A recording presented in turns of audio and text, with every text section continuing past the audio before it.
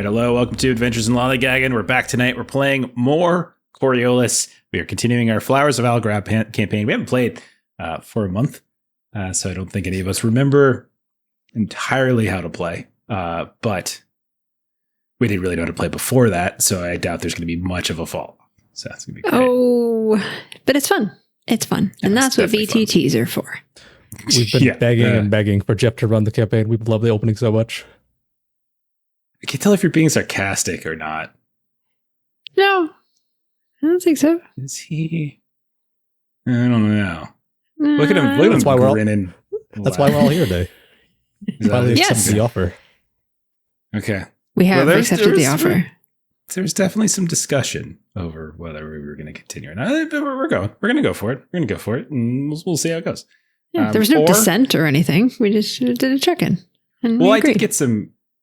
People did communicate privately with me, so it wasn't just a public conversation. Because like then that would be like groupthink, and I didn't want people to feel pressured. So some people, I won't say who, sent me some private concerns that they had with the group. Not so much the campaign, just like other people. So we all So we're replacing Jeff, right? I just wanted to know that was the vote we were going to cast today. Oh God, please do. No. We're now going to start using paranoia rules. And so we're going to go from there. I've never actually gotten to play paranoia. Like an actual I really want to. Guess what? It's Canadian. Thank you, Kipser. Yeah, I really want to run it. I just who just reviewed it? I just watched a review of it again. Was that Skorkowski? Yeah. I think. Yeah. I think I was just watching his review on the new edition. Mm-hmm. Yeah, I have the new edition. I just haven't. We just never got around to running it. But maybe on Mondays, because we're going to be switching games here somewhat soon on Mondays. So maybe we'll try something on Mondays. And PvP. But then there's PvP in it, and Melissa's such a Care Bear. I don't know if she's gonna like that. Yeah, you are correct. But it could be fun. It's very fun. Seems very fun. Yeah. And you have like 5 clones, so like you're totally fine. Like that's fine. Yeah.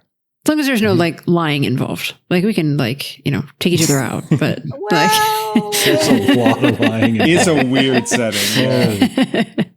Oh I my got the box goodness. set for paranoia too. Cool. Yeah. I've got a couple different versions of it. I got the newest version. I got a yellow clearance box. And then maybe I just have those two. Maybe the only two I have. The perfect edition, I think, is the most recent one. Anyhow. I have to ask you, how many RPG books or pamphlets or anything do you own? Physical? Yeah. 0. I was going to say, I think it's close to 0. I don't understand. I just don't have a bookshelf, That's the only reason. That's the only reason. Electronic, though. Like, you're good with electronic. Like, plenty. Yeah. All right. Oh my God, EVE Online. Man, EVE Online is one of those games that I like reading about, but I never want to play. Like I like reading about other people playing it, but I never want to play it. Sounds cool, but I ain't got that kind of time. I don't know. Seems very, very complex. So I assume this would not be a game that you think I would enjoy playing. No, not even a little bit. It's an MMO, so it's not a TTRPG. So anyhow, it's Gen Con too, and everyone's at Gen Con except for us. So I keep seeing on my social media people having fun, and announcements, and all sorts of stuff, and whatever. So anyhow, we'll be back. Well, we'll be back. Let's just play, I guess. So we are starting up second big chapter of the campaign for Flowers of Algorab. We did the First and Last Man, which is the name of the opening adventure. So quick summary of that. You all were called upon as members of the Explorers Guild by your guild master, Master Mosca, to investigate the strange death of a renowned old explorer. Name Levon, what was his last name? Levon Najar. There we go. I was like, Boudalep? No, that's the other guy. So to investigate his death. And in the course of doing so, you realize that his death was not a suicide as was initially ruled, but was in fact a murder.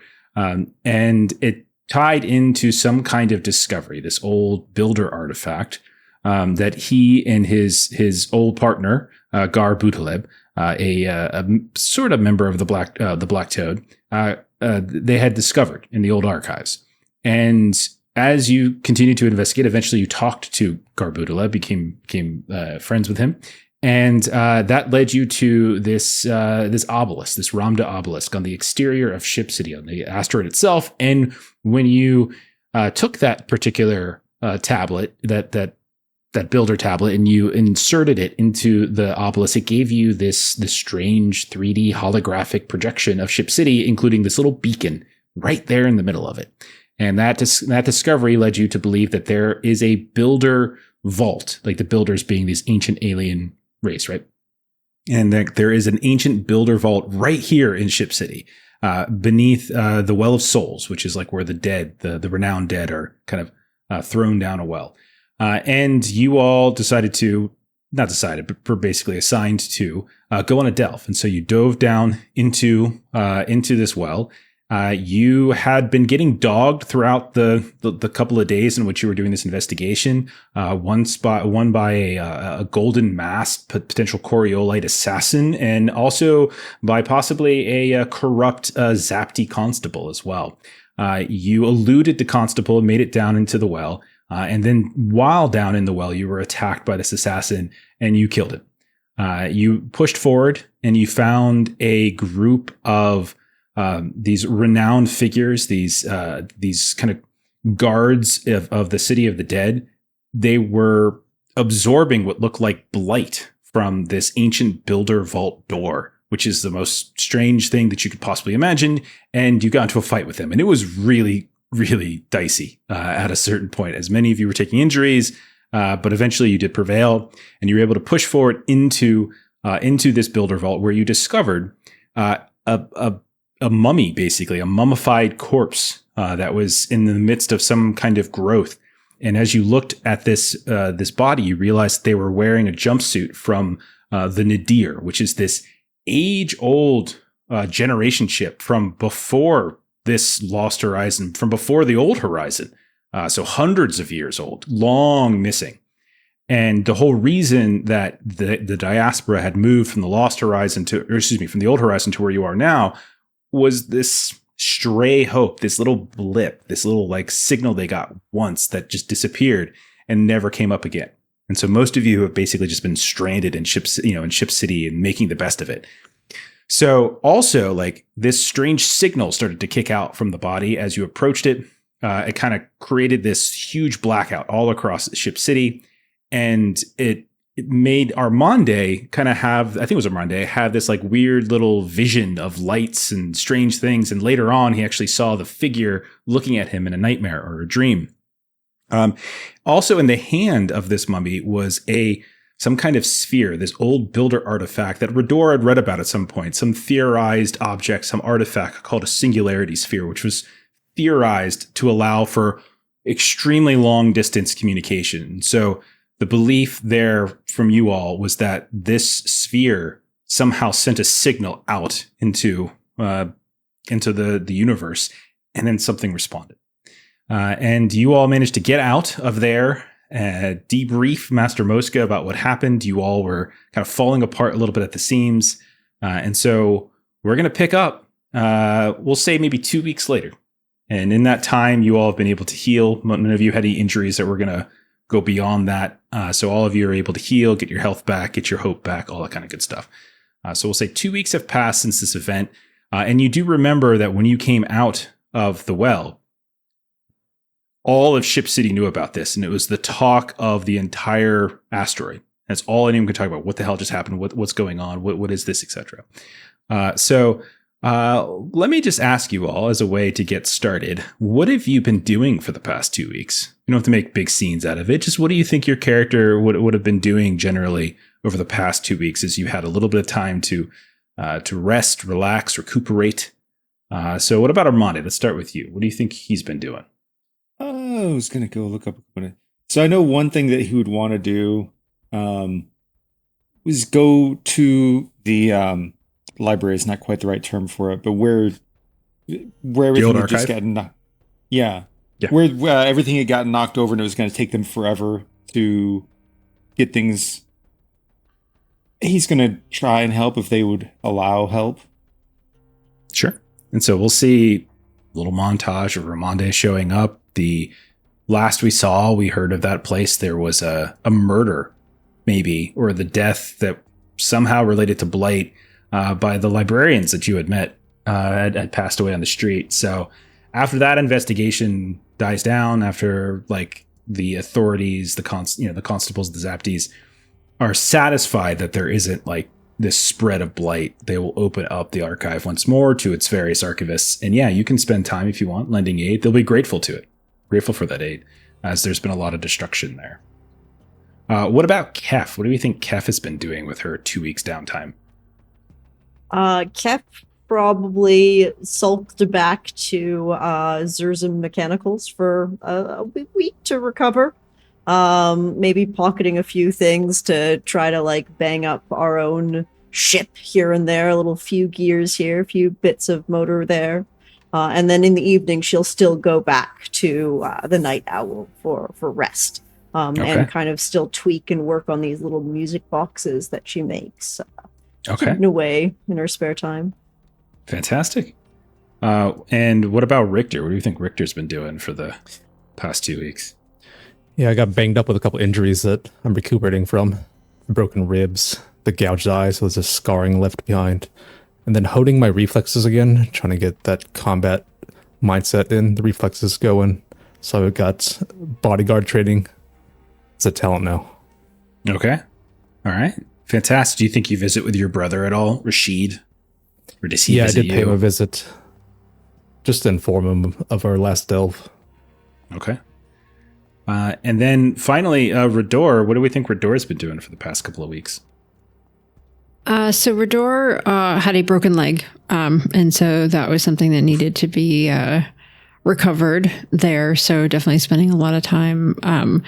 She should be off her feet because of that.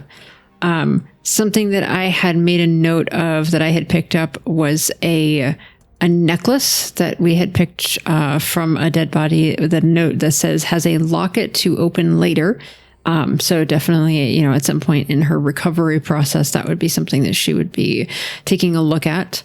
And then additionally, she's spending a lot of time by herself. And she had been broken by despair over the, kind of the last adventure. And so she would be doing some like mindfulness practice and some of those things so that she can kind of bring herself back when needed. And so that would be kind of the flavor. I picked up the lone wolf talent. So you can help yourself when broken by despair. So that would be something that she would be working on, that ability kind of, when all seems lost and, all of those things, with hope that she would be able to kind of like bring herself back and kind of not wallow and perseverate on kind of the negative thoughts and all of that. So healing up her leg, healing up her mind. All right. So all of this transpires over the course of 2 weeks. You all check in with each other. It's not like you guys live in the same shuttle. So you're able to see each other plenty of times. Any kind of shopping you needed to do, any meds, all of that, easy enough to do.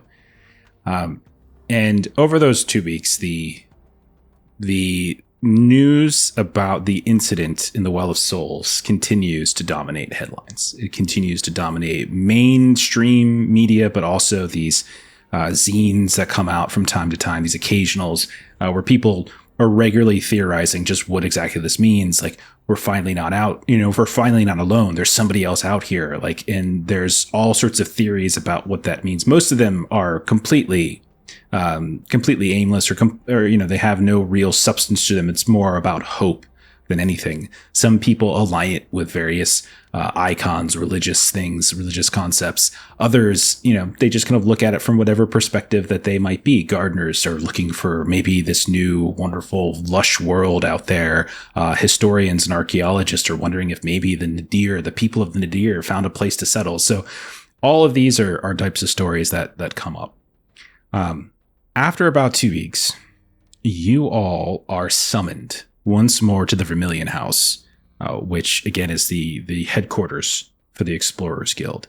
And you are told to dress dignified, to wear your finest. So we kind of open up a scene, we'll say, with some wind moving through the chasm. And we watch as the four of you are on this cable cage. It's rattling across the gorge, the heart of Ship City. And below, we can see these deep shadows of the ravine flickering. We can see some gliders here and there through the haze. We can see cables with lanterns swaying from time to time, either through the wind, the currents that come throughout the Ship City, or just from the vibrations of the different cable cars that are shifting and moving through. We see some shard light on some of these lower bridges. We see illuminations of different neighborhoods. You can smell like cinnamon and arash and like fried shrooms and such from the Lotus Ring as it kind of recedes a bit and is replaced by the dryness that is the sixth ring.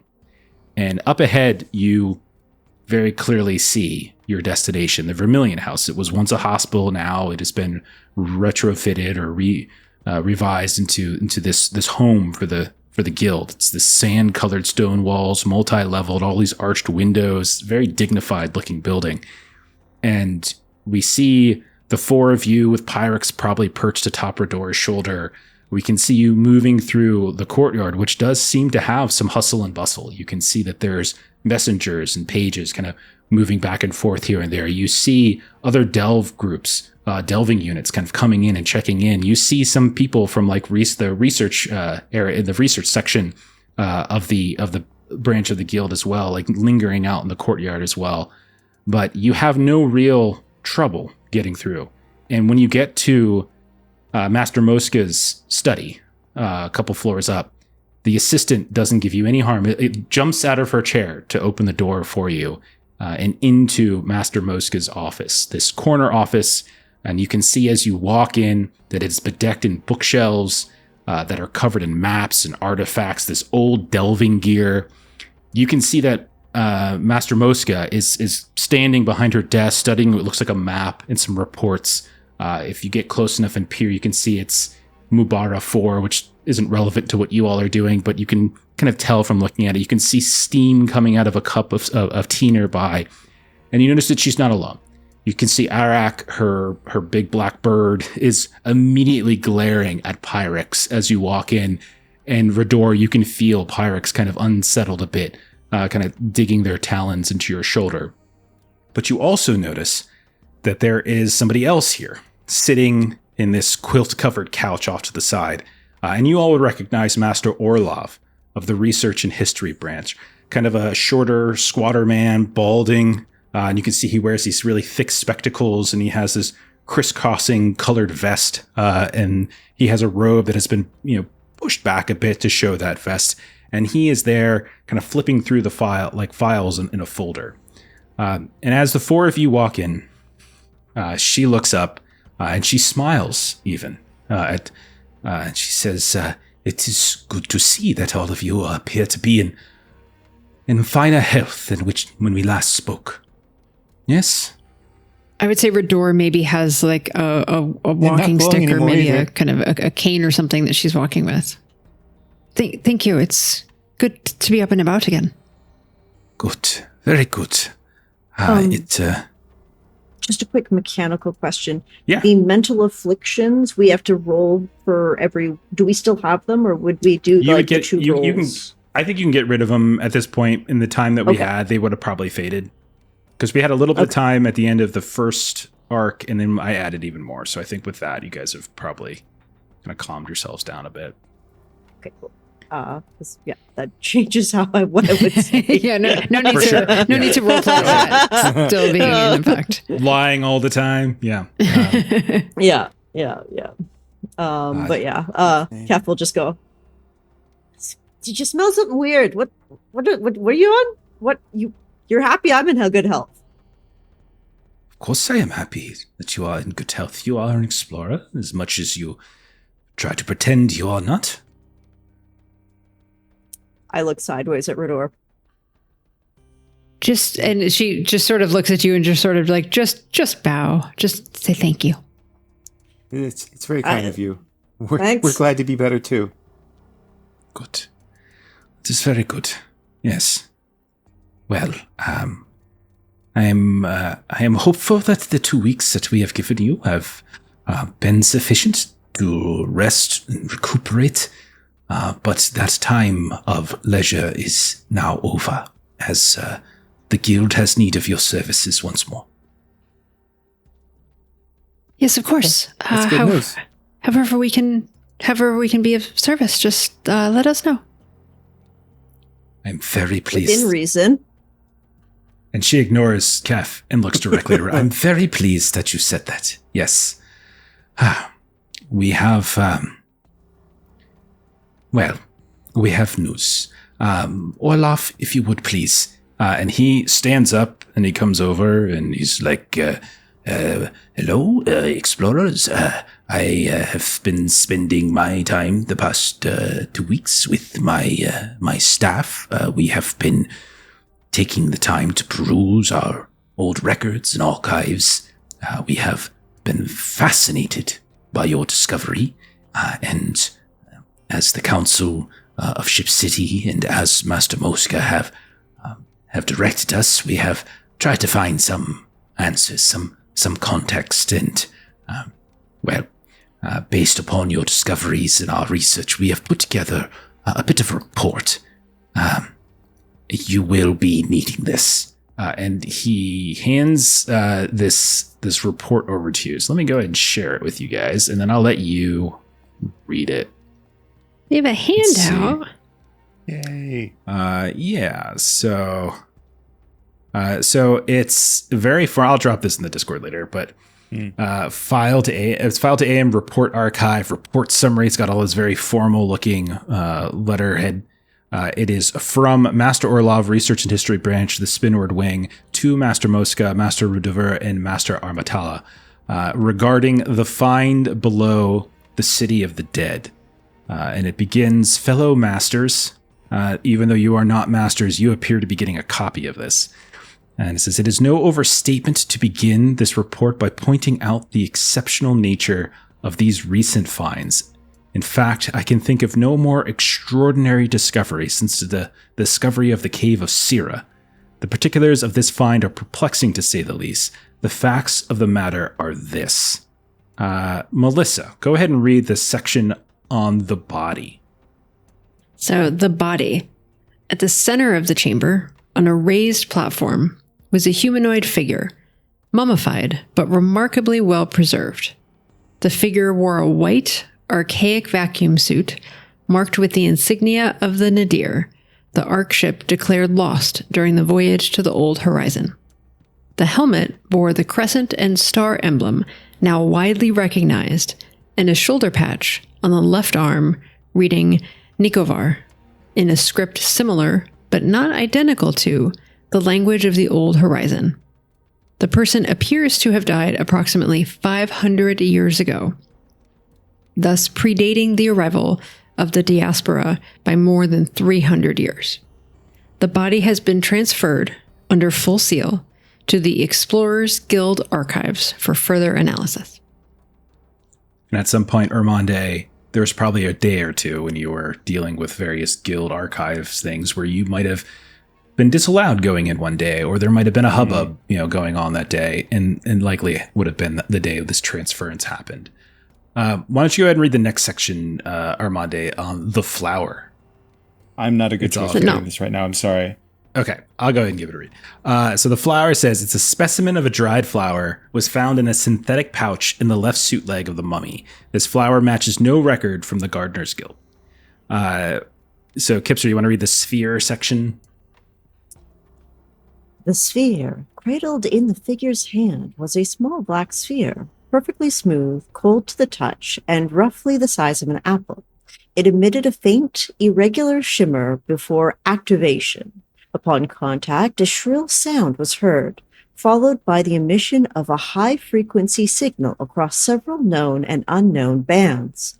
All nearby electronics, including those within Ship City, experienced a temporary shutdown. The system recovered a few minutes later with no lasting damage.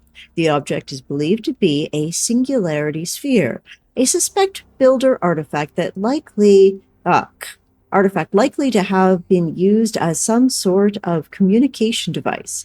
It is estimated to date back approximately 500,000 years, likely from late era. Yeah, the terminology late era, you all as explorers would know that various builder artifacts and builder vaults are characterized like early, mid, late era, kind of like it's like archaeological finds.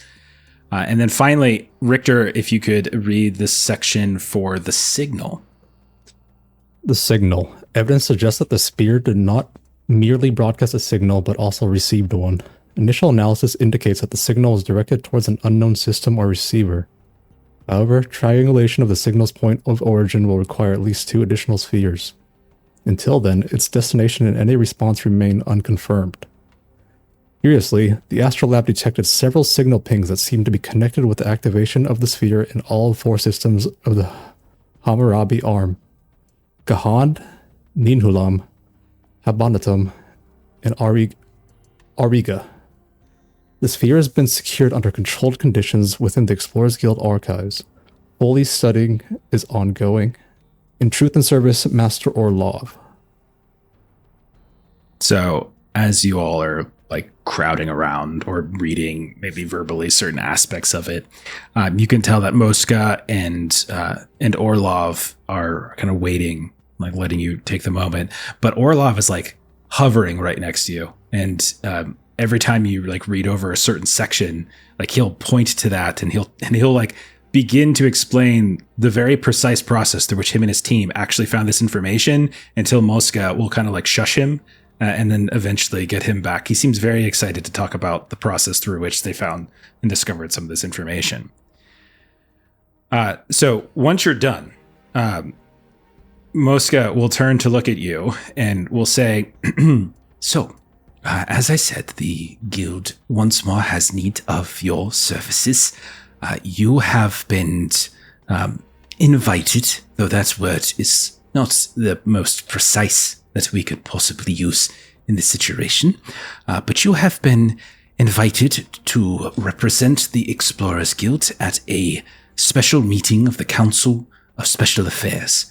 They are having a hearing, in approximately 1 hour, on this very matter, and you will be attending on our behalf, and you will need to answer their questions honestly and as the best to your ability. It is our belief here at the guild that Nadir is out there somewhere, perhaps in the Hammurabi Arm, perhaps somewhere else. It is waiting to be found. Whether or not there are still people living, of course, is an entirely different situation. But space is very old, and it has a way of keeping things well preserved. And we feel that perhaps it might be possible to, as Mr. Orlov said here, triangulate and find a more precise location of where this signal perhaps was sent to and received from. This meeting of the Special Affairs Council is to assess such a possibility and to assess the 4 of you as well, which is why you all should be on your best behavior, and I am pleased to see that you all have dressed appropriately for the occasion. Have you all dressed appropriately for the occasion? Yes, so I am wearing the same suit as still the first wearing session. a leather jacket. Like, I only have one set of nice clothes. It's the same thing I wore to the funeral. Okay. Okay. I've got black pants and a black shirt on and a leather jacket. You could have spent some of your monthly earnings as explorers on perhaps upgrading your wardrobe, but that is neither here nor there. We do not have the time. Now, if you would be so kind as to journey to the Astrolab Tower, Richter, I'm told that your brother will be amongst the aides serving the Special Affairs Council. But answer their questions honestly. There is no need for deception. There's no need for prevarication. There is no need for extrapolation. Facts, experiences only. Yes? We'll prove the Explorers Guild worthy. Sure. Very good. And with that, if there are no questions, you may take your copy of the report, but please ensure that it is for Explorers Guild eyes only. Yes? Yes, we are all Explorers Guild here. We will keep an eye on this information, and we are always grateful to be entrusted with these tasks. Very good. I have a feeling I have a feeling we will be having more of these sorts of conversations very soon. But after you, please, in return at some point within the next few days, if you wish to debrief Master Orlov and I on your experiences and your assessment of the council members. Good day. Yeah, good day. Thank you, Master Orlov. I appreciate the insights on how you put it together. That was great.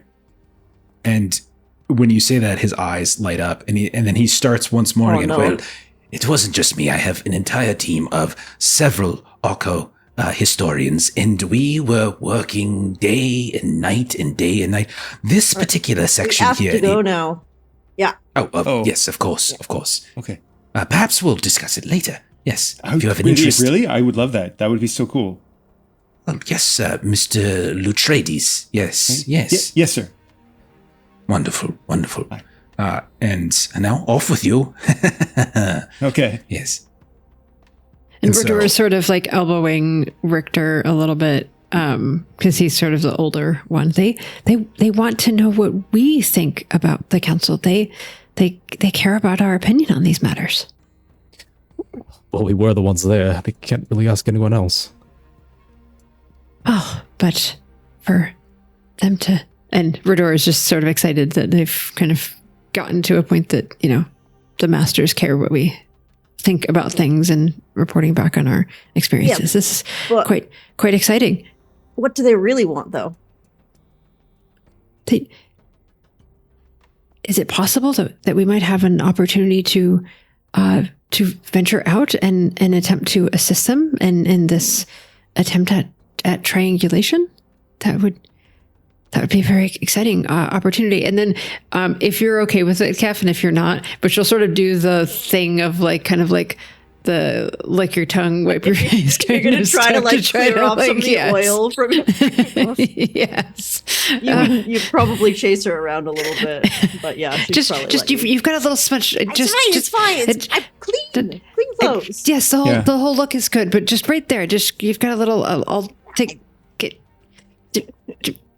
Okay, all good. And she kind of takes a little bit of her shawl and just kind of does like a little like spit shine. Like there you go. You're all good. Okay, good. So from there, you all make your way over to the Astrolabe Tower. Again, you guys are not being hounded. No one's following you. It seems no golden mass stalking you from the alleyways, and so your travel there is without incident. You go inside the base level, and you are greeted fairly quickly by your brother, Rashid. You can see he was like awaiting, as if he knew you were coming. And he says, if you would please follow me. The council members are waiting for you. They do not like to wait very long. This way. We're all here, brother. We're following you. So he leads you like up a couple sets of stairs. These like winding stairs, and you're going to a different place than you were when you met with him and his immediate supervisor. This time, you find yourselves eventually led into a very grand-looking set of council chambers, shaped a little bit like an oval. And there's kind of like a vaulted auditorium. And you can see at the center, it's dominated by this massive, like crescent-shaped table that appears to be made out of real wood, which is not an insignificant detail. And you can see these like meandering grains are running through it fairly deeply with these old scratches. And most of it is like masked. You can see between like these layers and layers of some kind of dark lacquer. But you can see that they are in fact waiting for you, as there are 3 figures seated along the table.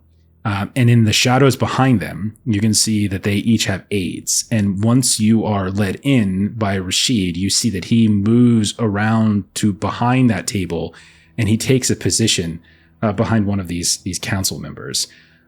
You can tell that like they have been discussing. There's definitely the lingering sira smell and like smoke and such in here.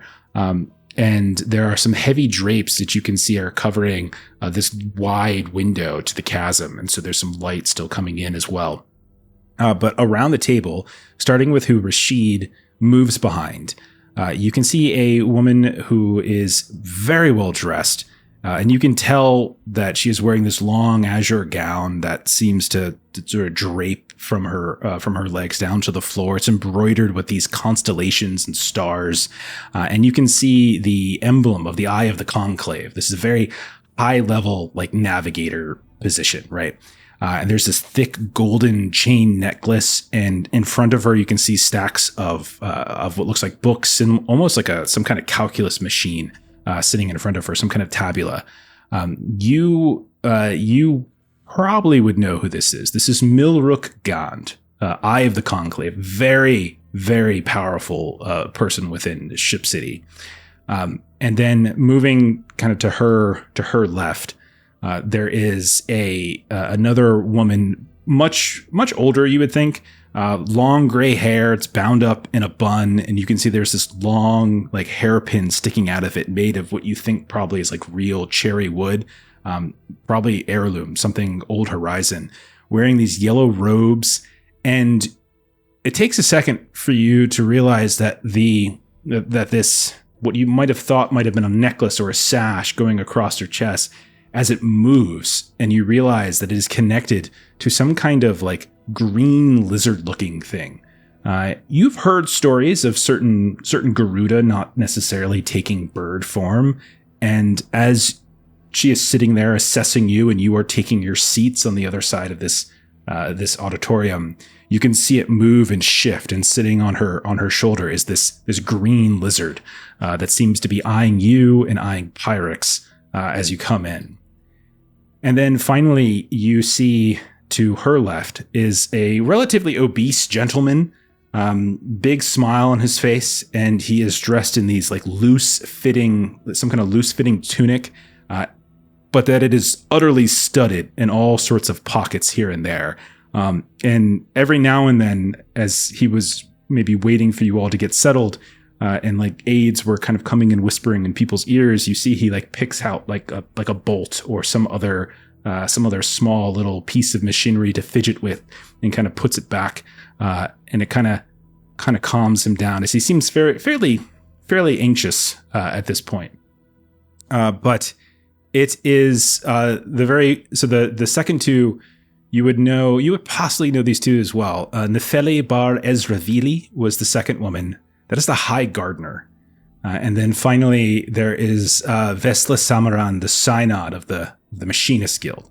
So you're literally sitting and standing in a room with 3 of the most powerful people from the guilds, the 3 most powerful guilds in all of the Lost Horizon. It is Milrook, who is the one who speaks up and basically says, "We thank you for taking the time today to attend our special council. We are coming to order." And you see she takes this rounded wooden ball and like clinks it against a platform, kind of signifying it's going to order. And you see the aides behind are taking out papers and ledgers and are beginning to take like minutes and such. For the record, could you please state the names, your names, beginning with, and she nods in the direction of Redor. Yes, it is very nice to make all of your acquaintance, of course. It is our honor to be here, and we hope to be of use to you. My name is Redor Fazrami. And you, sir. I believe that you are a Cerne. Is that not correct? As she looks towards Richter. Richter Cerne of the Explorers Guild. And you, madam. Keflerism. Zerzum. And you, sir. Armande Loutreides, ma'am. Excellent. The names are put into the record. Their testimony today shall be recorded. Please note for the record that they are here on their own volition. This is a voluntary hearing, fact-finding merely. Before we get started, are there any concerns or questions that the four of you wish to express now? About how long will this be? This is a very good question. It will go as long as it needs to go. Well, with that out of the way, then, let us get down to business. It seems Mr. Cerne has somewhere else and very more important to be. First question. Miss Redor, how did you come to locate the vault under the Well of Souls? Well, there were several steps that needed to occur before that. Yes, and please detail them for us, please. For the record, this is a formal hearing, of course. Yes. And she would lay out basically the events of the first adventure. Our understanding is that we were told to be thorough, and so she would do that. And so basically that, we were requested by our guild master to follow up on the suspicious deaths of a member, and then, kind of lay out the timeline. Mr. Levon Najar, is that correct? Yes, ma'am. Please continue. Yes, and so we found that it seemed highly unlikely that had been a suicide, as he had recently told the master of the Explorers Guild that he had just found something that would change everything, I believe was his quote. And when we went to the archive and we discovered the other names of individuals who had also been looking at that was how we were able to verify the name Garbudaleb as also being connected. Yes, we have Mr. Butaleb's testimony here available to us. Thank you. That must have been an interesting interview. And she'll sort of lose her formality for a second. Ms. Redor. Yes, ma'am. How did you discover the vault beneath the Well of Souls? Yes, so once we, as I'm sure Mr. Butaleb informed you that he had been in possession of a tablet, and we then took that tablet to the obelisk, and upon connecting the tablet to the obelisk, then saw the image, which then pointed us to where we would need to delve to then find the vault. The obelisk that you gained access to at our discretion? Yes, ma'am. Excellent. Mr. Loutreides, was it? Yes, ma'am. I have been told that you were one of the first to approach the mummified figure within the vault, and that the figure was holding a sphere. Yes, ma'am. What do you believe is the purpose of this sphere? A very rudimentary understanding. It sounds like it's possibly like very extreme long-range communication. Very good. Mr. Cerne, and I have been told from your findings that the figure was wearing a space suit associated with the long-lost Ark ship, the Nadir. Do you have a location for the Nadir, Mr. Cerne? Location for the Nadir? No such location. At this point, the High Gardener will kind of speak up. She'll lean forward, and as she does so, she kind of folds her fingers a bit and kind of leans forward, and you see the lizard moves around to the other side. Yes, and Miss Sim. The mummy. I'm very curious about this. In what state did you find it? Were you able to assess its age? How long it might have been dead? Not just old. We would need a more precise number. Like, old enough to be wearing outfits from the Nadir? I see. Miss Rador, does your crew and has your guild had discussions, theories, perhaps about how and why this individual arrived here in the first place? Miss Rador.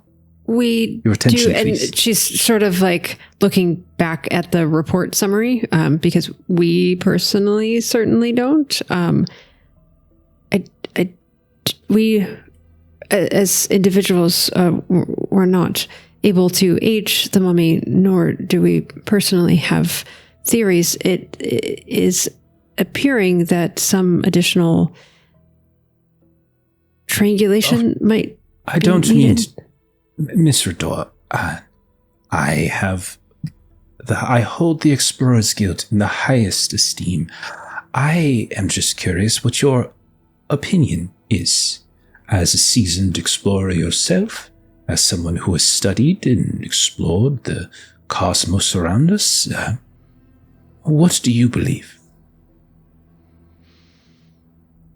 I believe that if we were to venture out, that we may be able to gather additional information to better form a hypothesis. What a very political answer. Mr. Loutreides, yes, ma'am. I have been told that you are a learned man. Is that correct? It's an ongoing journey, but I'm taking that road. Yes, ma'am. How, if you were to advise this council, how would you do so? What would you do to continue the investigation of the mummy, the sphere, this mythology surrounding the Nadir? I do agree with some exploration to triangulate. I feel that this device did try, like we saw the power outage. I think it did call and perhaps even received a response, but we don't have a way as of yet to... I beg your pardon, sir. And so like you see the synod speaks, how is it that you knew that the sphere received a signal from the outside? Well, I mean, there's the initial energy surge outward. I was actually holding it at the time, and I will admit, like, this is at a time that I was physically battered, and the blight had very much taken hold of me. But while holding it, there was an image of like white and a person viewing. I understand how that sounds. I do. But it is what I experienced, and I need to be honest with you. And so that's my belief. I understand it's a belief, and it would be hard for me to justify that concretely. Do you think this vision that you are describing, do you think that it is a ramification of your exposure to blight, or do you think the sphere itself was responsible for it? In my opinion, it didn't feel like the way that the affliction of the blight felt. It was like a very sterile feeling, like a purely white room, so to speak. It was not the way that the corruption of the blight feels. Again, that's my opinion. I'm not an expert on such things by any means. No one is. But you four are the only ones who have experienced this up hand, so your testimony is quite important, as are the details.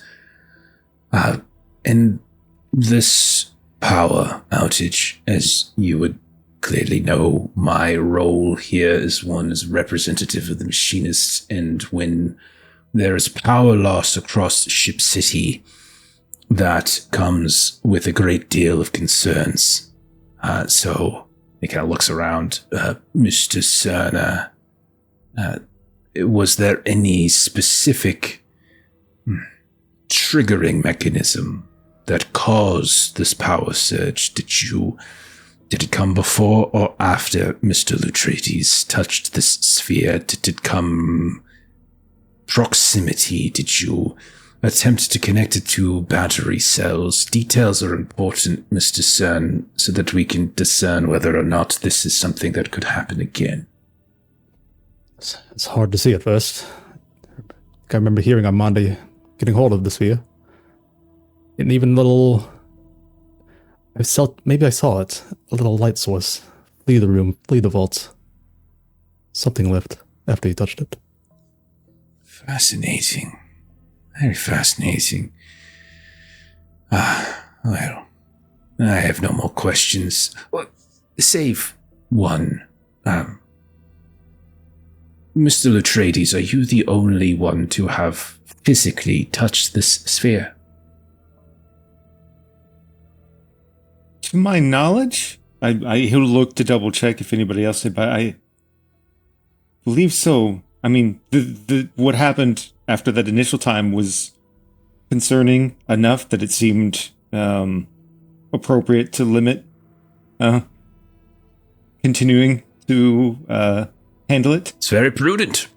Very prudent. Yes. Yes. Yes, I don't believe any of the rest of us came in contact with it. Do you not believe, or are you certain? We did not. Others may have come in contact since we have turned it over to our guilds for further inspection, but we did not. Oh, yes, we have the continuity reports by the Explorers Guild. Seems you all have handled it. The reports are to be trusted, of course, but why would they not be? I have no more questions, Milrook. We can move on if you're ready. They seem truthful. And like Milrook, the one who started, she'll look back to you. Please, one moment, if you could step outside while we confer. Mr. Cerne, Rashid will fetch you when the time is needed to return. It'll only be a few minutes, please. Certainly. Thank you.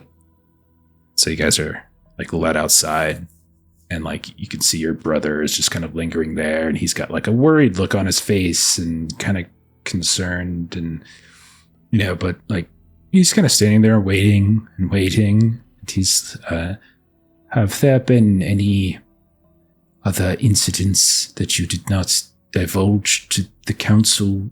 Perhaps lingering symptoms or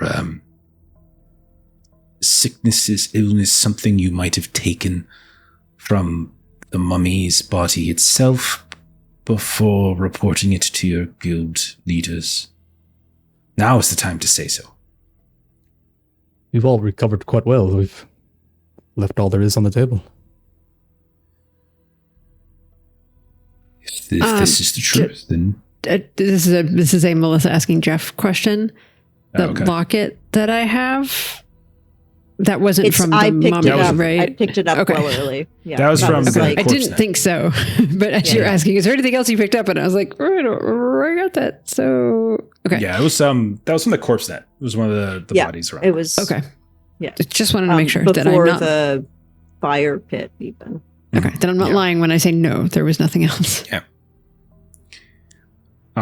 And so, like, you can see he looks a little worried, a little unsure, like he's not sure if he believes you, Richter. But then, like, the door opens back up, like, literally, like, 4 minutes have passed, and you're invited back in.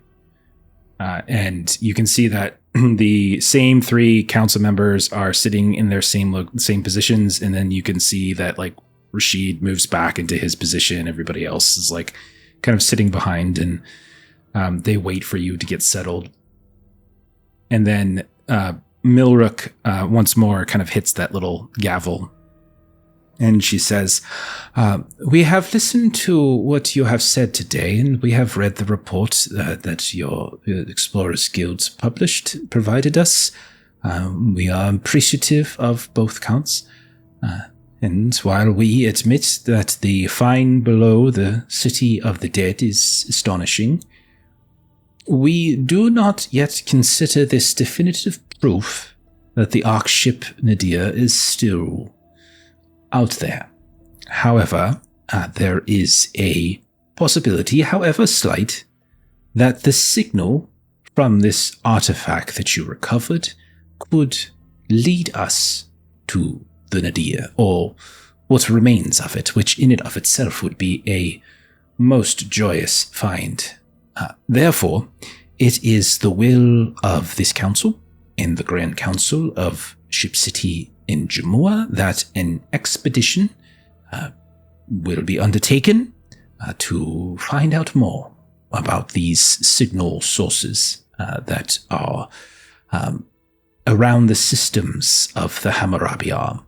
The council has decided that you, Armande Loutreides, Kef Sezim, Rador Fazrami, and Richter Cerne, you will have the role of special advisors on this expedition. You will not be solely in charge of this expedition, but your voice will carry significant weight. The Council will provide a Slipstream-capable ship that will operate under the joint jurisdiction of the Council of Special Affairs in the Explorers Guild, considering the nature of this expedition. We expect nothing but greatness from the four of you. You have made a, as we said, astonishing discovery, and we hope it is just the first of many to bring back to Jamua. The diaspora's future may well rest in your hearts. I hope this does not sit lightly with you, and you understand the severity of this opportunity set forth in front of you. May the blessings of the three be with you, and may the Icon show you mercy.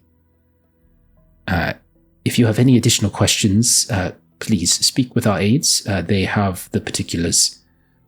But with that, this special council session is adjourned, and she clinks the ball once more, and you can see like all three of like the council members get up at this point.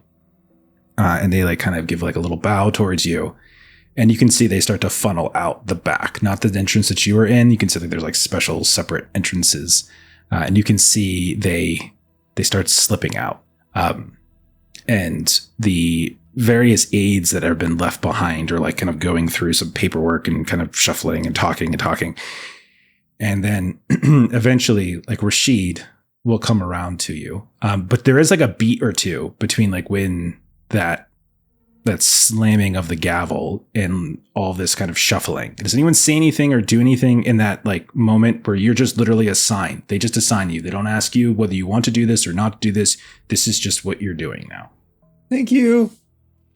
Can I kind of ascertain their interest in this project? Like, can I figure out like how interested they are? Like if they're really keen on this, or if this is just like you could totally make an insight test for sure.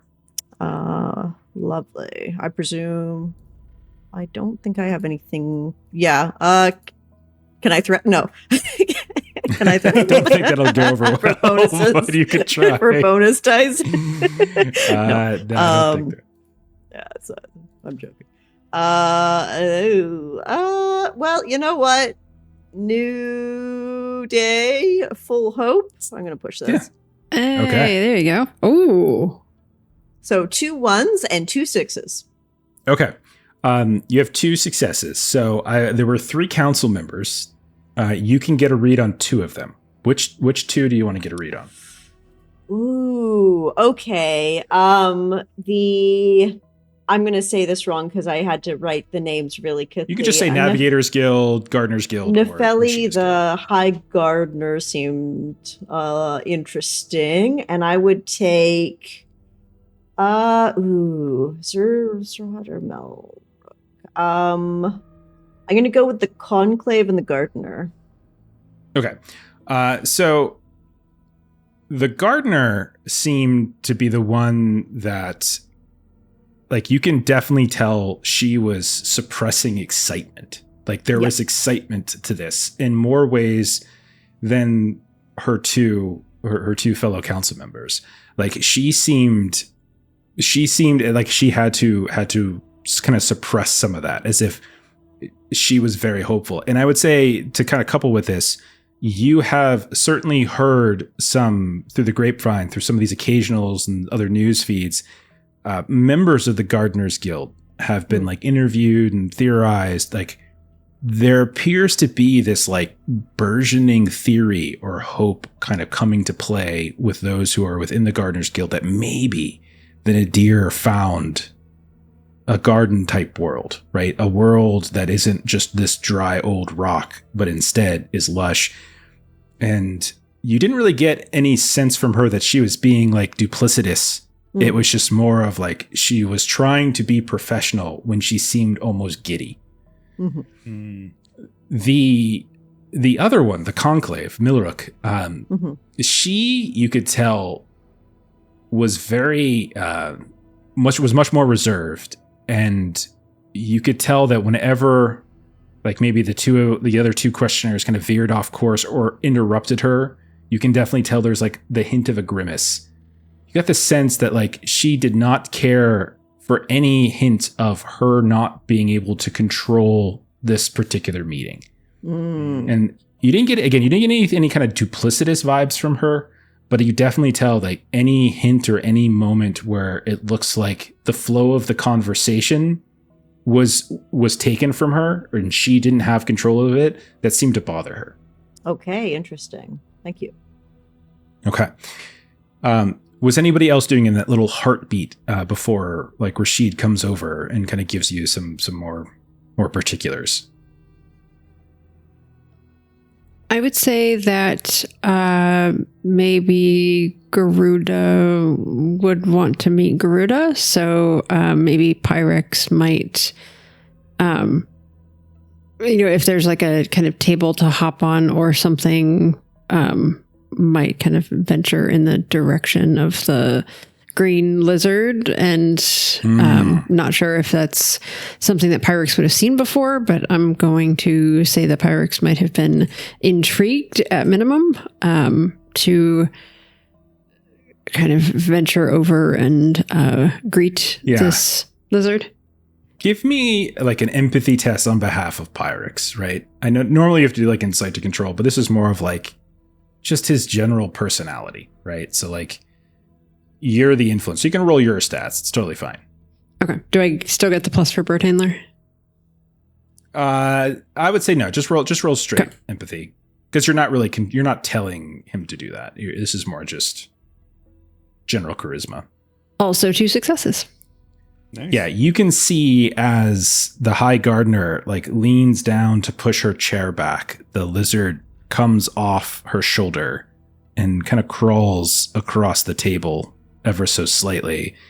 And the High Gardener, the kind of gray bun, she turns to look, and she has this like little wry smile on her face as she watches Pyrex like lifts off of your shoulder and swoops down. At this point, like the aides are starting to spread. There's probably a good 20 people in the room that are shuffling about. Some of the dignitaries are already leaving. Maybe she's the last to leave. And you see there's this moment where they stand on the desk maybe 3 feet from each other, and they're both kind of like cocking their head this way, cocking their head that way, and they seem to be interested, but they don't get closer than that. They kind of stay at some distance. And after that moment, like you'll hear the High Gardener will say, "Hello, come, we must go. We have work to do." She holds out a hand, and you watch as like the lizard kind of turns around and starts to climb up her arm back to his perch atop her shoulders. But she does take a moment to smile at your direction, Rador, and like kind of nods her head, and then she'll leave the chambers. And Rador would mimic that and just say, "Pyrex, time to go." And Pyrex will like look at you and kind of look around the room as there's a lot of people in here now, but then we'll come back. And just give a little scratch. Okay. So at that point, if there's nothing else, you'll see a group of aides will come around and they have all sorts of like papers in front of them, blueprints. They have various like files that they start to array on the table in front of you. But it's your brother, we'll say, who takes the lead, Richter. He says, the council has ordered the Slipstream cruiser, the Akanda, to be retrofitted. It is currently in dry dock within Aluminum Bay. It will be ready to depart Ship City in 1 week's time. All of you should look to visit the ship before departure to familiarize yourself with the ship. Basic schematics can be provided, and he gestures to like this like stack of paper. Also to familiarize yourselves with the crew, including the command crew, and also to assist in preparations for departure. The Akanda has been, and he like kind of holds a hand, and one of the other aides like puts a piece of paper in his hand. The Akanda has been fitted with a sensor suite that has been primed to the signal of the singularity sphere, and it should be able to pinpoint to at least a general area of a system, a planet, moon, or other celestial body. And a similar priming has been performed on 2 deep scanners on the ship. I have been asked by the Eye to reiterate that you are representatives of the Explorers Guild, special advisors on behalf of the Guild. Your say is substantial, but there is a captain, a first officer, and crew decision-making resides with them. I'm sure discussions can be had with the command crew to better delineate where your input ends. The crew for the ship has already been assembled, but you, the 4 of you, as special advisors, have been given special courtesy to recruit 3 additional specialists. Expect to be contacted by representatives from the major guilds who will certainly have questions and requests about the expedition. And you'll notice that like Rashid will hold your gaze for a second, Richter. And like he'll like look at you as he says this. And then he'll like make this subtle gesture as if he wants to talk more, but not in front of these others. The goal of the Akanda expedition will be to visit the 4 systems of the Hammurabi Arm, the Gahand, the Ninhulam, the Araiga, and the Habanatum. The goal will be to investigate the source of these signals and, if possible, retrieve any similar artifacts that can help solve the puzzle of the theorized Nadia's position. The specific order in which that you investigate these systems is something that the 4 of you will need to consult with the command crew of the Akanda. Are there questions that you have currently? When was the last time this ship's gone slipstream? The details of the Akanda can better be learned through the crew itself. I can tell you that it has been traveling mostly in flat space of late. That is not to say that it is not slipstream capable. The council would not assign a slipstream unworthy ship for such an important endeavor. But the specifics as to the history of the Akanda are best served by speaking with its crew, who have been serving on that ship for quite some time. Are there any other questions that I can help with? Big enough for our shuttle? Of course, yes. There's several shuttle connections for the Arcanda. Yours will be one of them, in addition to others. You mentioned a recruitment of 3 additional personnel. Are there guidelines of like particular roles they would like for us to help fill, or is that kind of our own personal discretion? Or the command crew, in consultation with the special council, have already assured that essential personnel for the command of the ship have already been put in place. Your decision is what can help you as you direct the investigation into these spheres. The recommendation is to look for personnel who can provide you with key skills and resources to further and increase the likelihood of you finding these spheres and exploring potentially additional builder ruins. Okay. In short, it is at your discretion. Okay. Thank you. I just didn't want to, put a bad face forward. I see. Are there additional questions? Sarah, and I apologize if I missed this earlier. Is there an anticipated duration when we are packing that we should plan for? 1 week? Kind of looks kind of confused at you.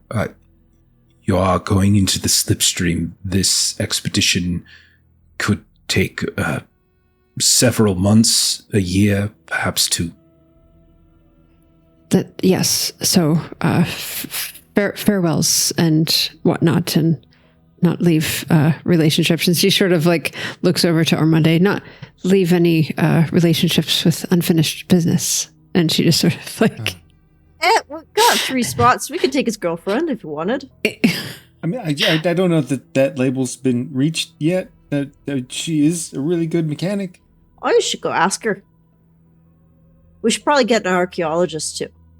Of course, it is at your discretion, but with a mission, an expedition of such import, please ensure that you are taking individuals of the highest quality. Oh, yes, we will make the decision seriously. Stability Yes. reasons. Yes. I mean, I'm never emotionally stable, let's be honest. It's okay. I see. Is this your I'm joking. first time I'm sorry. traveling in a Slipstream capable ship? I've studied so much about Slipstream cartography. Well, there are certain effects that have been reported on those who serve aboard great ships. The Slipstream is not immune to the effects of blight and other phenomena. Of course, the dangers are far below the benefits, the gain through which the speed that we are able to travel. But rest assured, there will be 60 souls on board to ensure your emotional stability. Okay. Thank you. We appreciate your information. Well, Richter, if I could have a moment's time, personal matter, and you can see the other aides are kind of like looking, and then they kind of let it go, but you can tell that seemed a little odd. Of course, I think we're all set here. So, like, thank you. Maybe a few of you linger behind and go over some particulars. You see, like, the layout. I'm going to give you guys a schematic of the Akender and all, like, the multiple levers. It's pretty cool. Another handout. But we'll say that Rashid pulls you aside, Richter, and kind of like into a quiet section of the hallway. Assume you want on board. He kind of looks at you. Heavens, no, not at all. You are the explorer in the family, not I. However, if I could make a suggestion. There is a woman by the name of Carmalia Marist. She is an algebraist of the highest order. She is a credit to the navigators, and she has more of an adventurous spirit than I do, and she will be very keen on going and could help you significantly as you travel. I told her that you would take an audience with her. She is in the Long Coil. It is a spice den, the Serpentine, where many young algebraists gather to hold thinking sessions, salons, discuss equations, that sort of thing. Please, I don't need a promise other than that you will meet with her. I'll take your recommendation highly. I'd known in mind when the offer was first given. I can assure you there will be others who will request. This is a very important mission, very limited space. I'm sure the gardeners and the machinists and perhaps even the mining combine of all people might be sending overtures your way soon. I'll pay a visit. Excellent. I have much paperwork to do, and you have decisions to make. We will speak again before you leave, I'm sure. Can you believe it? A special advisor. Me. No, I do not. But right place, right time, it seems. This is something I couldn't even dream of. I better get started. Yes, you should. Yes, you should. Good luck, brother. Shake hands and part ways. Okay. And we'll say maybe like the four of you will eventually meet up outside of the Astrolab Tower, and you have like a moment to yourselves. It's hours have passed throughout the day between the meetings, going from one place to the next, etc., etc. So it's like it's afternoon at this point. Most of your day is gone. Are you guys talking about anything? Do you guys have any plans? What do you think? We've got a week. Any names coming to mind? I mean, my sure major people will come talk to us first, I think. True. Like my gut instinctively like thinks of Boodaleb. It's like he's very seasoned. No, absolutely not. Like he's got a mind for that sort of thing. Absolutely, he knows things. He knows he's things. Old and about to die, and he's been the whole time drunk in his room. But like he sees things in a different way, and like we wouldn't even be here without him. I'm not babysitting again. I did my duty.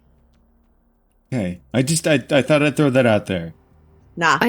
I also thought of him when you think of who are subject just matter because he's experts, the only archaeologist we know does not make him a good choice. Well, if nothing else, we should have a conversation with him and discuss what information he would want to share with us if he were not to go on. He may not even want to go, and then we don't have to feel old hand that he is. I'll leave it to you to talk to him. Maybe he's got a recommendation of somebody that he knows of that does this sort of stuff. Probably he a might. drinking buddy. I mean, it is somewhere to start for sure. Okay. I appreciate I don't. Dara's awesome, but I don't know that like if we only have 3 slots, I would feel really. Oh no, I wasn't suggesting that she should come with. Just suggesting that you might want to wrap that up, or if you want her to wait or not wait, that you don't just disappear for months or years on end. Hi, we've gone to 2 concerts together the past couple of weeks. Wait for me for God knows how long. Well, don't sell yourself short. She She might if you just have a conversation with her. It might have gone very well. And no, I know better. Well, don't sell yourself short. Okay. I really want to see that ship, though. We're going to see lots of that ship, and we're going to get tours, and we're going to get the bunks that we stay in may say special advisor. And I do think it's not been out. It's not been out in the Slipstream for a while. It makes me a bit suspicious of the quality of its work. You're suspicious about the quality of everything, Kef. I don't know what you're talking about as I adjust your coat 3 times. Yep, you always make sure you get that in every session, get that XP. I do think the more time that we can put into helping things get ready, the better we're probably going to present ourselves to the people that are going to actually be in charge. So we should probably make sure that we put that time in, because we're the assholes that just show up and we didn't help set anything up. That's going to set a precedent of how they think about us, We will do our part, and we will study up. I'm sure I've disassembled a few of these models. So it sounds like at least 2 of us want to have a chat with Gar Boodalub and see if he what information he wants to download, and if he has any recommended. Where do you think Gar Boodalub is? He still staying with you guys? Absolutely not. No. Oh my gosh. Wasn't he your problem? As a favor? Yeah, I babysat him until it was safe for a while. Good memory. I did. Yeah, I probably. Yes, he's probably still on our ship. Okay. So we'll say you venture back to your ship. You've been able to return it to where it normally would be docked in Lumion Bay, rather than where you had to move it to before. And when you get back to your ship, your shuttle, you notice a few things. First of all, there is a large package that seems to have been kind of placed in the sort of docking, the mooring area for your ship or your shuttle. And you also see that there is a young boy, maybe 12, 13 years old, kind of waiting there, not by that particular package, but also waiting in the area. And you can see he's holding something in his hand. He's kind of looking as you approach. And when he sees, excuse me, are you the owners of this shuttle? Yes, that is us. It's a Tia. Wonderful. Are you? And he looks down. Rador Fazrami? That is me. I have a message for you. And he kind of holds it up to you. And she will, as I assume is custom, she'll kind of reach into a pouch and grab some Ruka. I'm sure we're supposed to kind of give a tip back for a delivered message. So before she looks at the message, she'll take care of that. Thank you. Big smile. And you can see he's kind of got dirt and everything on his, and he's got little bits of leaves and stuff. And he's gone through a forest or a garden or something. But when you open it up, Rador, first you notice that before you even read it, it has a very noticeable aroma. It's very perfumed. And it has this symbol, this sigil on it that looks like a tree with this winding vine around it that you would know to be a symbol from the first arborist. And I'm going to go ahead and share this with you. I think. Oh my gosh. I'm not sure if message from first arborist, if you want to read that, Melissa. Got it. Okay. So a message from the office of the first arborist to the Explorers Guild delegation. Word has spread of your audience before the Council of Special Affairs. The High Gardener Nefeli Bar Esravelli has pledged the Guild's full support to your expedition, and so that pledge shall be fulfilled. As first arborist, I am honored to serve as your liaison in matters of botany, medicine, and xenoflora. Please call me at your earliest convenience so that we may discuss how I might best support your grand endeavor. You will find me beneath Old Gnarly in the lower cave gardens. I rarely stray far from the roots. Petchame Sibgoli, first arborist. Oh. I have a and you would personal know, first arborist is not as high, obviously, as high gardener, but it's a relatively high ranking. But still, and Redor, obviously has talents in botany and whatnot. And so she has been kind of throughout the episode today is very excited at their elevated position socially, and earliest convenience seems to be now. I would think, or soon. Yes, this is Old Gnarly in the lower cave gardens. Oh, and so she's very excited. Thank you. And if he hasn't left already, she again kind of thanks the messenger boy. You give him a second tip, so you give him like 2 tips because you forgot the first tip. Yes. Tipping culture's out of hand in Ship City. It's pretty. Okay. So while she's reading that, do any of the others approach this package that seems to have been placed outside of your? Okay. Can I use my deep scanner on it? Of course. Yeah. Give a little logic test. Scan the yes. It's a very odd use of the deep scanner, but it's going to take a few minutes. But yeah, sure. Oh, bollocks! All right, hold on. Is the thing you use with Delvin. That is no successes. Yeah, you don't detect anything like blight oriented coming out of this, but at the same time, the deep scanner is not capable of X-raying what's inside. I think we're safe and it's not blightful. At least we can open it. Oh, well, thank you for checking that. I don't normally think people deliver 3 blight times to every us. time. Okay. So if you open it up, and this has this very beautiful, elaborate like wrapping around it, and you realize as you unwrap it, it's like this like wooden case. It's quite large. Like think of it like, it might be like the size of say like a big PlayStation 5 box, but it's like wooden and it's even bigger. And so you lift the lid of the wooden box off, and there's all this like cushion and such inside of it, like this like straw and other things. And you can see that there are multiple bottles of Maca spirits, which is like the most expensive liquor that you can get here on Ship City. It's the type of stuff that like the really wealthy folk get. It's like the Turbine Hall people make it, all that kind of stuff. And you see that there is like a jar of premium Sira that's just sitting here as well.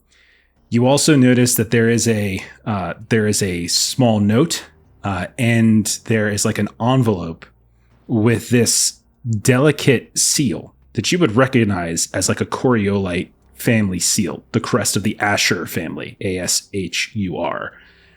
And you can see that it has their little crest on it as well. What do you do with this? Let's open it up. The Milrook lady, she really didn't like losing control. I bet this is going to be the same. I pop it open to read the letter. It is very simple. It is an invitation to the inner sanctum, which is like where the Coriolis live, with passes for bypassing security. It is a note and is written by someone by the name of Itrepo Ashur Mirmira, inviting you to his private salon within the inner sanctum of Ship City, including these with these passage and just gifts for a deed well done, and further discussion hopefully to be had. How many passes? 4 passes? 1 for each of you. Yeah. Okay. Quite the care package. Yeah. Bit of a bribe, that. Sorry, our erstwhile cousin tried to kill you. Yeah. Well, I That I does shot look his really arm fancy, off. though. Yeah. Thank God. That was very clutch. Yeah. Anyway, I think maybe we shouldn't all go. Maybe just Richter and Armande might be good for this. Wait, why shouldn't we all get to go to the Coriolite? We all got an invitation. Why would we all get to go? Because I don't trust them. All the more reason to go. You are the best of us to suss out such untruths and other reasons that people do things, other motivations. You should absolutely. Yeah, I'm pretty be there. paranoid. All right, I'll go. If one of you would like to make a roll to see what you know about the Asher family, you can certainly do so. Logic or? I would take logic, or in some cases I might even take insight too. Talents would have to be something society based. Yeah. Yeah, I don't have anything society based, but I've got logic. I've robbed his family before. Oh no. That's probably not likely, but yeah. Yeah, no, he's probably got a pretty good security considering where he lives. I like how you roll one success and you're like, yeah, I robbed one of the most prestigious, most powerful 5 families. I tried That may to have been figure more out of like how to rob him. a 4 success kind of a situation. Like, heard of them, maybe. It's more like you kind of know a little bit about them. and Armande does not know. No, I thought the seal was going to be contact poison, that you opening it was going to poison you. Weird. Well, That's why I was letting you open it. I know. I was the most suspicious package ever. That's why I tried to deep scan it. So what you would know about the Asher family. The Asher family are one of the five families of the Coriolites, which are like the leading powerful players within the Coriolites, right? That faction. And there's like different families, like the Golgiads and the Elamasias.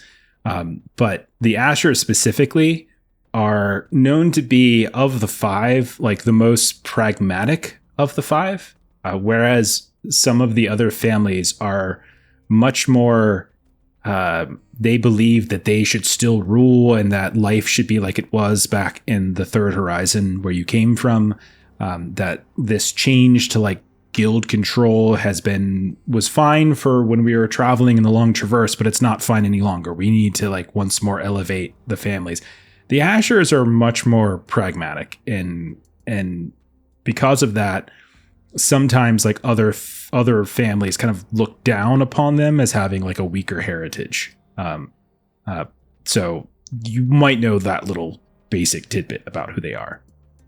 I mean, I terrified of them after recent events, but on the flip side, if there are certain families that have an extensive knowledge of like older tech and older culture, that probably could be really helpful, like if we're trying to do what we're doing.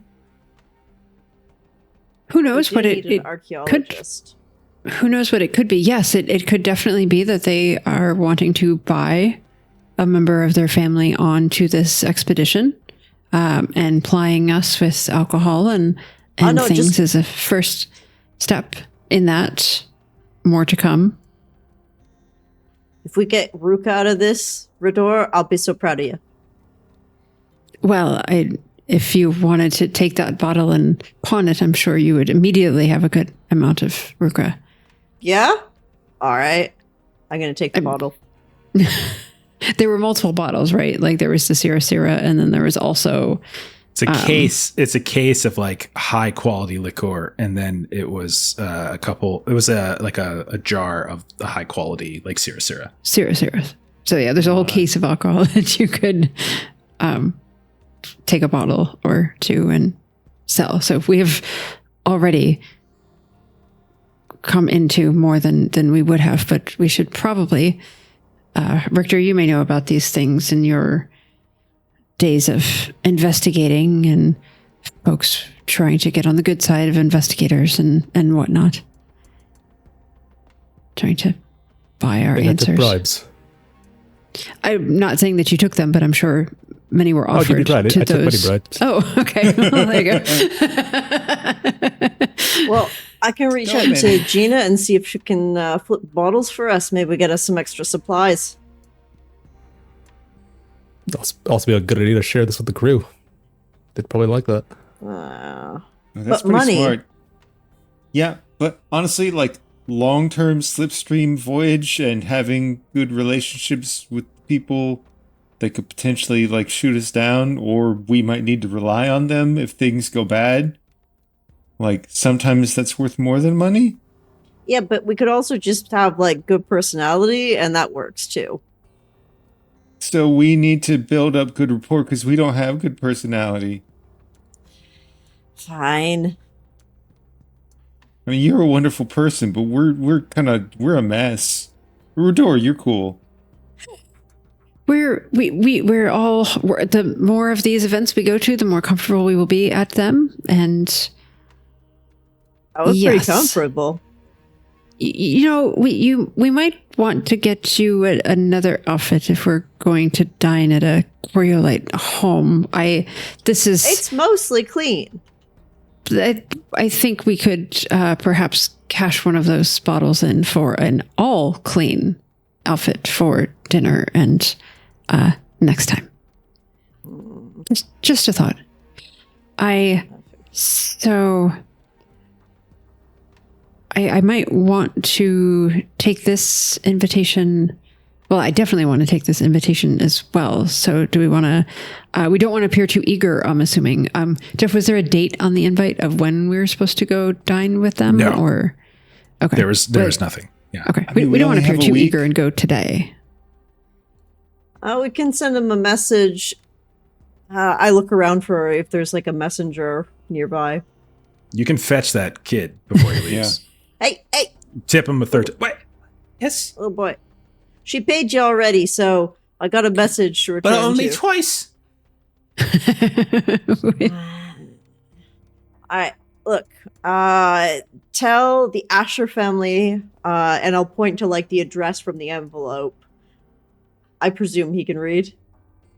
Yeah, but he was the one who delivered the note from the Gardeners Guild. Yes, I know. So does that mean that he would not be a messenger? So when you say the that Asher's could family, go? his eyes go wide and he doesn't. Like, No, look, kid, here. Yeah, you see, Asher family. Tell them tomorrow night we'll come visit to dine, eh? Can you write that out with like your name and seal or something on it? Oh, Yes. And I'm going to flip through and if it's okay, I might say that there was maybe like an RSVP card that came with their, like, kind of like on their notes or something that maybe they included something in there. Sure, there's an RSVP card. That doesn't seem cool, so I don't know if they would have done that, but yeah, you can have that. Thank you. Probably have your own paper inside you're right outside your shuttle. You could just go get your own. Their paper is going to be so fancy, and it's going to be so fun to write on their fancy paper. So, okay. We'll pen a note back that we are taking their invitation. Say you open your shuttle door, you go inside to get your writing utensils. The kid's waiting around to return. As you go inside, you hear laughter. You hear old man laughter. You hear you hear Garbuda,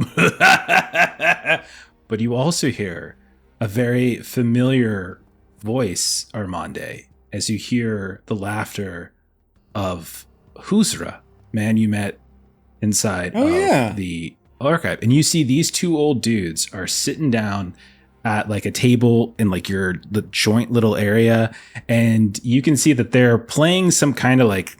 Not exactly sure what it is, but they're playing some kind of like dice and symbols game. So like chucking dice, moving some stuff around on the table. And like you can tell that they've been betting some Ruka. There's like little chips of Ruka. And then there's like some cheapy looking like liquor nearby that they've been drinking as well. And like the two of them having just a grand old time, like absolutely grand. And they look, Mom and Dad are back. Hide everything. As he laughs a bit, Gar does when he sees you all come in. Yeah, we're but when so Hoosier sees incredibly you, responsible. yeah, Hey, Hoosier has like a big smile on his face. It's good to see you, my boy. Good to see you. I came here looking for you, but I found a new friend, apparently. Yeah, Mr. you want him? Bootlep.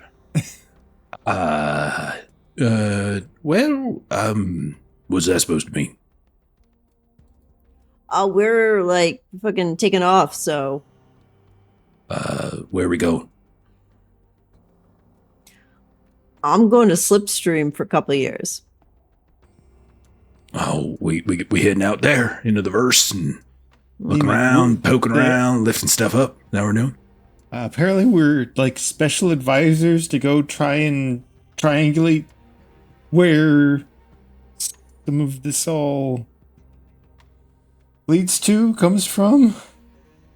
Special advisors. Well, as your Armande. captain, it seems incumbent upon me to ensure that you four We're are going to go safely shovel slime in the district over there. going to go shovel Shovel slime in slime. the dish. Man, that dig would work so much better if it was like more specific and everything and realistic. Ain't no one want an old man shoveling slime. Come on, that's not good for anybody.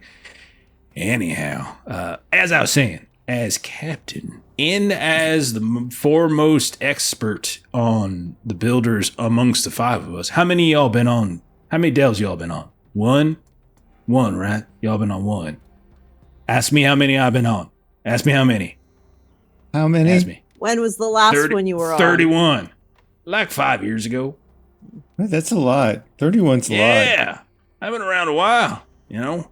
Did you I succeed got in a your couple. last one? Am I alive? Is your companions go. alive? Well, yeah. We don't talk much anymore, but yeah.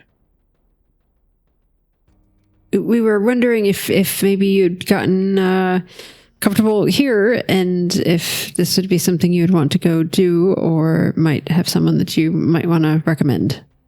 And remember, he has taken over like Armande's section because Armande is now like, so he's got his, Well, I kind of like having my own room. I like the motility of the shuttle.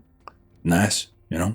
Like to be on the move. The Do it shuttle just in would be case. coming with us. The shuttle would get attached to the ship Oh. and that would be going with. Well, settled in. Okay. Yeah. All right. So, yeah, where are we headed? Right, Rodor, this is your babysitting job now. So there's going to be, I believe, a interview process for the other three. So it won't just Okay. be riding on our recommendations. So you would need to. You want me to sit down on those? Yeah, I can do that. No problem. No, they will be. So we just had to go through a discussion recently with the council and. Oh, any yeah, I name talked to that- them too. Yeah. Right. So Yeah, any right. names that we forward have to be interviewed. We're not making the final decision. Okay, yeah, that's fine. Like, okay, yeah, So- five of us so- will put so our heads someone together. else We'll might figure out not a short pick list. you. We'll No, Yeah. someone else might not pick you, even if we do forward your name along. It's What not do you up mean to pick me? us. What do you You mean, weren't pick me? on the delve, so you're not automatically part of the crew. I'm the captain of the crew. I know you got to kind of keep a certain distance between captain and crew. I understand that. You know, you don't want to get too friendly. Yeah, a We're- certain but- distance between, But yeah. the ship already has a captain. That ship has a captain. Yeah. Oh, well, the great ship does, but not Yeah, the crew here, right? Yeah. Yeah, so like they want to make sure that we understand that like we're advisors, but we're still subject to like their captain sort of thing. They were very clear with that hierarchy that we've sort of lost our decision making capability They within the said larger that our Decisions opinions ship. get will be negotiated. Yeah, they took away your powers. What you're trying to say? Unfortunately, Y'all are powerless. But Stuff. they can't take away your knowledge. That's why I am such an asset on the travel, you know? I have forgotten more about Delvin than I think the four of you together know about Delvin right now. I could agree with that. Yeah. I still retain really forgot a decent amount of knowledge as well. What were we talking? Oh yeah. So okay. So when do we gotta go? The interviews for the final 3 will be before the departure, so then you'll know if you're coming or not. Oh, I already know I'm coming. You guys are coming. Shuttle's coming. Captain of the shuttle's coming. Come on. What's the problem? You'll be one of the 3 names that we pass along, and that captain will let us know if you make the cut or not. Now, call me crazy, but I am sensing some reticence on my presence on the voyage from some of you. I think we need you. Hey. Well, Thank you, Armande. That's why you're a smart one. Most of us want to have you there. We're just letting you know that we're not the decision makers, so that you won't be disappointed if other people don't pick you. Makers. All right, I hear they you said it saying. was our discretion. So, well, there you go. I'm a shoot. I mean, My history, my experience. don't guidance. you want to hang out with Huzra, though? It sounded like you guys were having a blast and betting before we got in here. Also, there's no alcohol on the ship. No, I know that's a lie. You ever been on a great ship with no alcohol? You out of your mind? Oh, goodness gracious. That was a good one, Kev. Oh, man. He's a smart one. She's the funny one. Oh, goodness. she is pretty funny. It's true. Yeah. So, Speaking of alcohol, though, are we saying crate is like 6 or 12? How many do we have to play with in this crate of stuff? No. We're selling those. If there's 12, I'll give Gar one. There are 6 bottles of high quality liquor in the case. Rador will get stared down by Kev, but we'll pull one. We'll pull one of the bottles and say, "We've actually already received a gift from the Asher family with an invitation," and she'll hand him one of the 6 bottles. Oh, that's a good year. Kind of pops the top off. Oh, yeah. I know what I'm doing tonight. What do you say, Hooser? You gonna finish it off with me? And Hooser's like, but actually, I need to have a word with Armande, if it's not too much trouble, Armande. No, I'm excited you're here. Great. But I will be back. I am currently 7 games ahead. 5 games ahead. 6. All right. yes. And you see, he like reaches down, and he takes a couple of his chits just to be sure, and he like Hooser puts them in like one of his pockets and steps away. But he gestures for you to like kind of step away from the room and have a conversation with him. If that's all right with you, Armande. Yeah. He looks like very uncomfortable. Like when you see him, he's kind of like shifting a bit. He's an older man, remember, a stocky guy, kind of gray on the temples, but he's a machinist. You could see like kind of ink stained fingers and grease stained fingers and things like that. But as it's good to see you, my boy, of course, and I am sorry to do this. I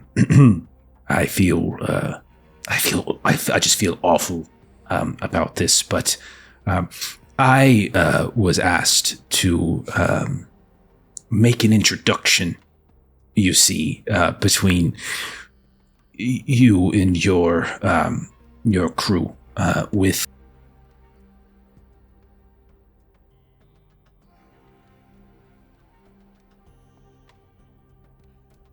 Might cut out, Jeff? I can't am I hear Jeff muted? either. Yeah. Am I muted this whole time? Oh man, No, he was saying some shit. right He was when going to you make were a doing the introduction to... Okay. And then it How did muted I on mute- you. Just randomly muted on me. That's crazy. I didn't even hit anything. Okay, so I thought he was just like stammering for the words for a second. I was like, So weird. is this a joke? So it's like, I was asked to make an introduction between your crew. As I'm sure you're aware, your news travels fast in Ship City when the special councils are called, and everyone knows that you and your people have been responsible to some degree for the events a few weeks ago. But yes, there is a machinist. Her name is Maraka Din Tuthrak. Much younger than I, but very, very capable young woman. Strong head on her shoulders, strong shoulders to support that head. I've been told that I should make this introduction because perhaps you might have room for her on your expedition, I think they're calling it. So we've been told we can fill 3 positions. I think I should absolutely talk to the people that we should meet with her, because the more people that we can speak to, the better chances we have of choosing the best people. So you shouldn't be sorry at all. Thank you for helping us meet a good candidate. That was very kind of you to do. You're very gracious, Armande. You can find her in the in-between. There is a mosaicist workshop where she spends most of her time. She is a domo of the whole painters and truly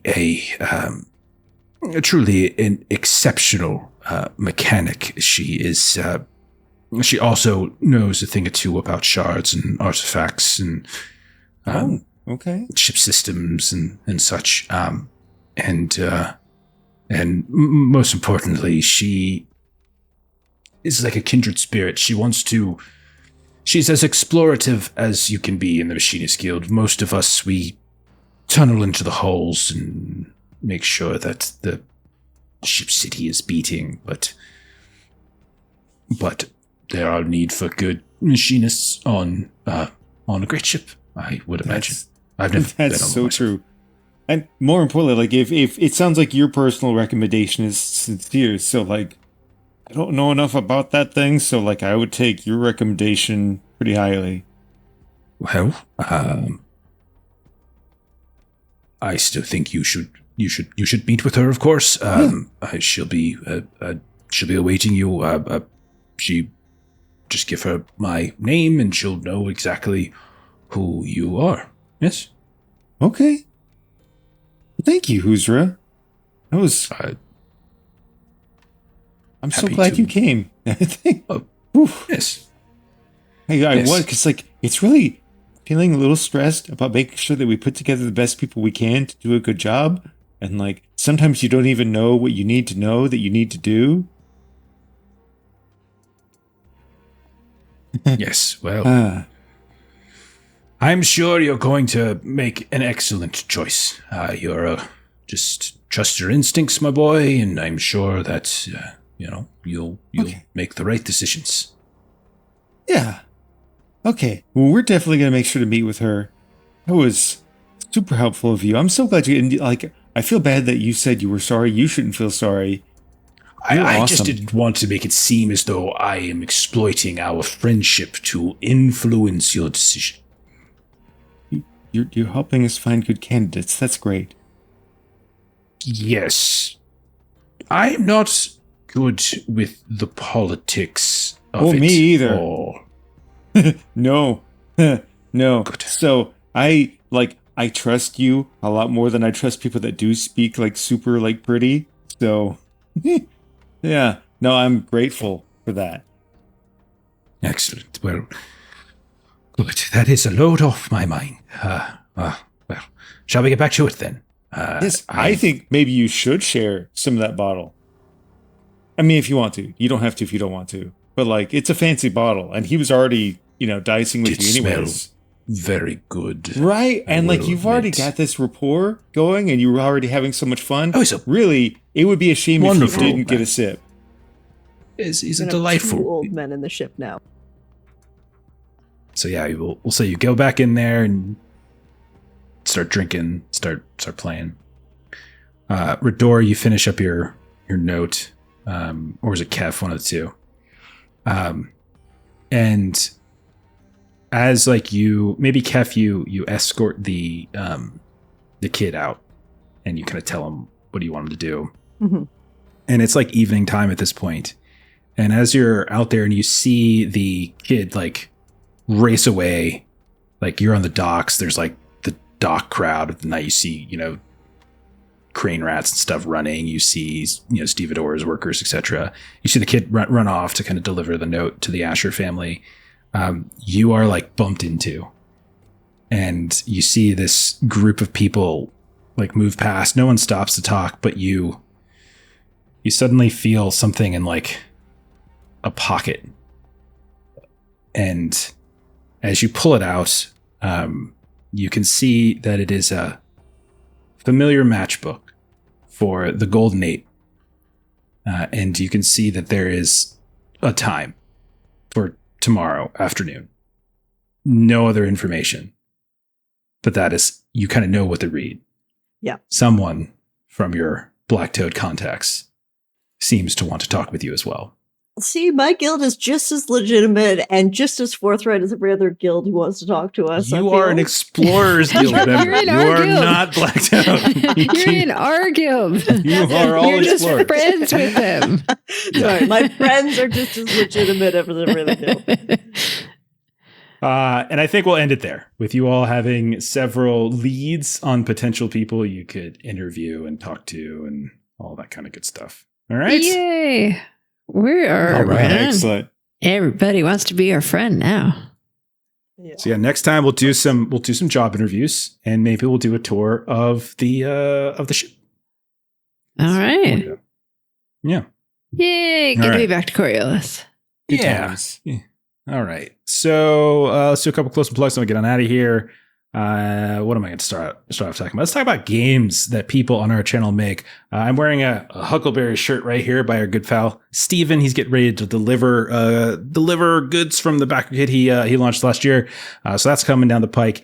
If you're interested in doing some pre-orders, you can hop into that link that I think Melissa just dropped. And if you're watching or listening to this later, just check the show notes, etc. The other game I want to talk about here is We're in Danger, which is my game. It's a game I've been working on for a while. It's out now. You can kind of play it from itch.io or RPG Trader. But if you're interested in maybe getting a physical copy of it, we're going to be crowdfunding a print run later this year, hopefully around October. And follow the link that Melissa is now dropping, or go and look at the links in the description. And maybe just follow that backer kit page and crank the number of followers up. The more followers that we can get on the page before I launch, the more confidence we have when we do launch. So it'd be great. It is a horror disaster game, one shots, quick play, get you to the table fast, and you can have a lot of laughs. In terms of streaming, next up we got Saturday. We got some One Ring. Second edition. We're continuing our Forging a Shadow campaign. Monday, we're going to be doing some Legend in the Mist, where we might be finishing up our Unseen Country campaign. Tuesday, we just finished up Wildsea a couple days ago, but we're going to be on a little break. But I'll have it up on YouTube. We'll have it up on YouTube pretty quick. If you didn't catch it live, you'll see it pretty soon. And then that's it for us. All right. Well, thanks for watching. Thanks for playing. Have a great rest of your night, everybody. See y'all later. Bye-bye. See ya. Bye. See ya.